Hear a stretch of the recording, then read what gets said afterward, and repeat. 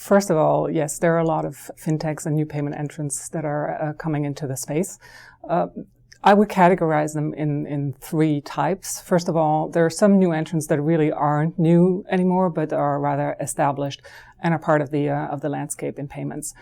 There's a second set of entrants that are newer in terms of timing, but really that are evolving the business model of the first generation. And then there are truly participants that are innovative, that are different, but we probably can't really call them provider yet. They're very much in the innovation and in the take-off phase of a business cycle, and still need to mature. Now, if we look at your question itself, let's dissect that a little bit. First of all, are these entrants, are these participants and these fintechs, are they shaping our strategy? Yes, they are. Payments is core to transaction banking. It's a core capability of what we do. And therefore, we really would be poor business people if we didn't, look at the competitive space, at the entire spectrum, and factor that into the strategy. So that's a simple answer. However, I think where the question is a little more complex is when we look at, do they shape our digital strategy, right? And in that particular, to answer that particular question, I think we need to step back and say, first of all, payments have been digitized for a very long time, for decades. So the experience that we have built over this period of time in, running payments platforms, offering payments products in a stable, reliable, manner, that informs our strategy first and foremost, because we have responsibility to our current clients, to our current environment, and we clearly take that into account. However, all of these new entrants clearly do teach us something. And I think what they remind us of is that we do have to stay nimble. We have to keep a certain level of intellectual curiosity and explore new technologies. And I think the real challenge for banks is, how do we combine both? How do we respond to both of those needs in order to determine what our strategy should be? So from Deutsche Bank's perspective, we respond in different ways. One, we have a lot of, I would call them grassroots initiatives within the bank, where we really take the experience and the knowledge, the deep knowledge that our employees have by having worked for a very long time with our clients, that knowledge of what does a client need, where and how does that need evolve over time to really build new solutions that respond to those needs. On the other hand, when we look at the second dimension, what we've done at the bank is create innovation labs. And in these innovation labs, we work with technology partners, we work with startup companies, and we work with fintechs to really create a space where new ideas can be developed, where they can be tested, and where they can mature to a point where then we can actually take them into a regular business environment and develop business models around them. So yes, I think they certainly do shape our strategy, overall and digital, and there are different ways to respond to them.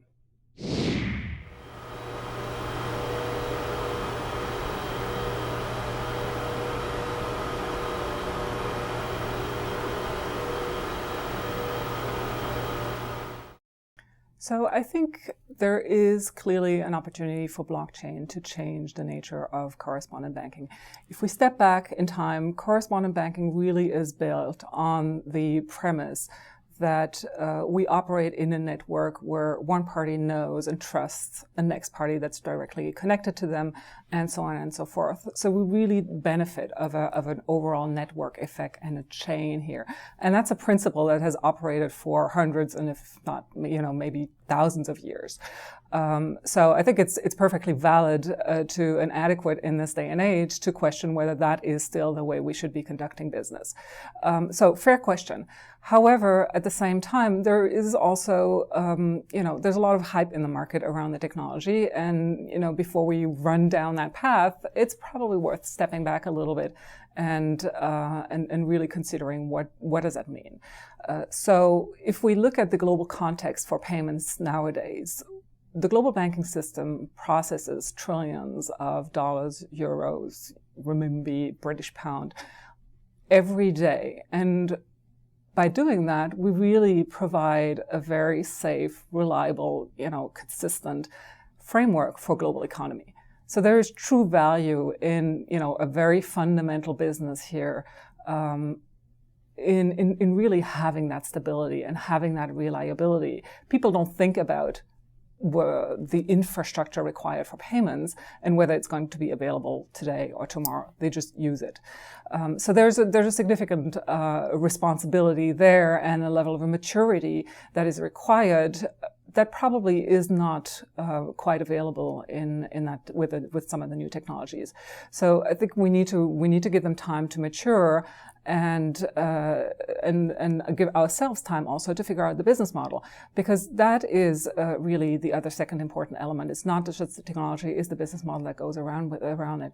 And if we do look at the true benefits end to end, not just from a payment processing perspective, but from a regulatory perspective, from a post-payment support perspective, there are opportunities to increase efficiencies in how we operate with each other. And if we take those, I think there truly is a potential to greatly improve payment services overall. But that doesn't necessarily mean, on the other hand, that correspondent banking is going to go away. It may just be different actors involved as well. The nature of the relationships, the nature of how we interact as banks may change in itself. However, it's still, to a certain extent, there still is going to be a network effect in payment services. I'm fundamentally convinced. But there are great opportunities to do things more efficiently. Let's keep in mind the end-to-end perspective.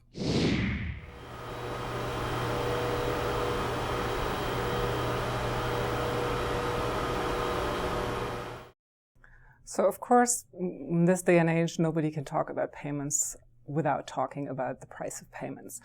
And before I answer this question directly, I'd like to be maybe a little academic and just remind ourselves that when you look at product management discipline, price is never solely driven by the production cost of a product. What is generally a lot more important is the value that the user or the buyer of services or a product is perceiving. And I think we all know that when we look at the digital devices that we carry around with us, or the designer clothes that we may be wearing, where does the production cost stand in relation to the price that we're actually willing to pay for it? So ultimately, it all comes down to understanding what is the value that's being created for a consumer of a product or a service, and how is this value articulated? So clearly, however, competitive forces do play an important role in the determination of price as well. With new entrants coming in the space, operating somewhat differently, maybe at a different operating cost and production cost, that will influence the perception of value of our clients, and therefore probably will have some impact on price. So at the end of the day, the big question is, are we creating sufficient value for our clients? Are we articulating this sufficiently for our clients, and therefore are they willing to pay for that value that they're obtaining? Much more important to me, beyond the question of where should the price really lie, is the question of transparency. And I think that is critical, and transparency is not so much a matter of value, it's a matter of trust, and that's what's really important.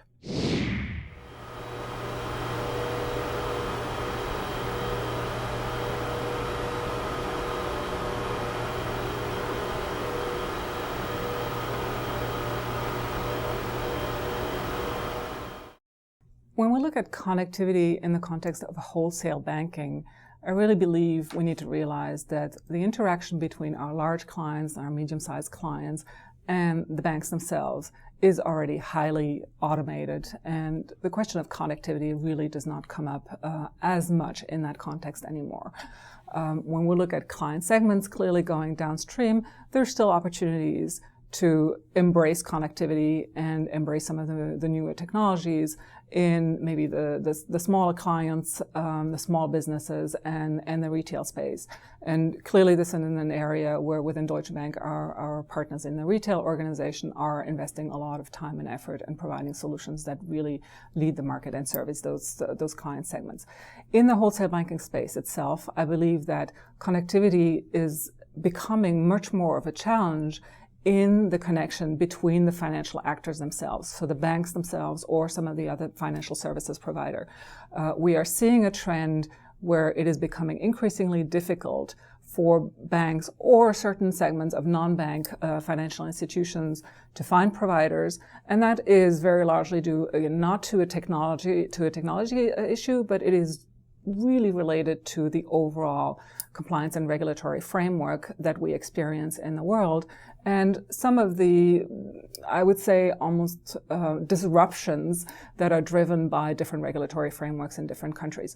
So this is an area where technology is, to me, almost secondary, and where it becomes really important to ensure that the entire marketplace, whether it's banks or fintechs or other types of providers, as well as regulators globally, actually do come around the table and create really a consistent and clear and level environment for actors to interact. And then the technology question will go away, because it really doesn't matter. It is the framework that matters.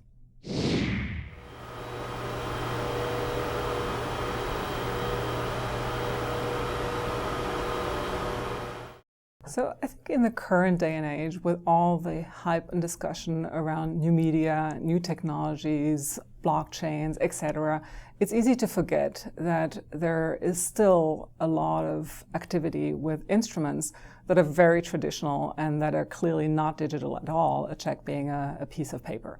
And if we consider why these instruments are still being used, looking at market forces and dynamics, you would have to assume that if products are still being used, they serve a purpose. No consumer would be using something that doesn't fulfill some type of need.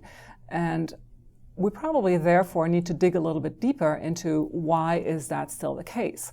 And it could be a number of things. It could be a segment of a population that simply likes a type of medium better than others. It could also be the fact that a business model or a business process that certain actors in the economy are using and leveraging today is not as well supported by some of the new technologies as something that is arguably probably hundreds of years old. So I do think that, just the sheer number of checks that are still in use in the US in particular, but in some European markets as well, should make us pause and think about what are the business processes that some of the new technologies aren't supporting, and that we really need to dig a little bit deeper into.